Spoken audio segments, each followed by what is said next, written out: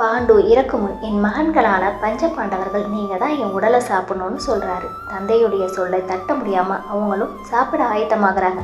அங்கு வந்த கிருஷ்ணர் நடந்ததை அறிந்து யாராவது தந்தையின் உடலை சாப்பிடுவாங்களா, என்ன மூடத்தனம் இதுன்னு சொல்லி முறைப்படி பாண்டுவோட உடலை எரிக்க சொல்கிறாரு.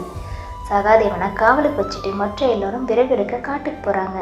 அப்போ பாண்டுவோட ஆன்மா வந்து, சகாதேவா, நான் பெற்ற ஞானங்கள் எல்லாம் என்னோட மண்ணாகக்கூடாது அப்படின்னு சொல்கிறதுனால சகாதேவன் பாண்டுவோட சுண்டு வரல மட்டும் சாப்பிட்றாரு. முக்காலங்களின் உணரும் சக்தி கிடைக்குது.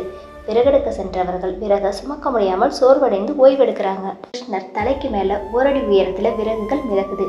கிருஷ்ணரும் சோர்வடைந்த மாதிரி நடிக்கிறாரு. சகாதேவர் கிருஷ்ணர்கிட்ட, நீங்கள் தான் விறகுகளை சுமக்கவே இல்லையே, அப்புறம் எப்படி சோர்வடைந்தீங்க அப்படின்னு கேட்குறாரு.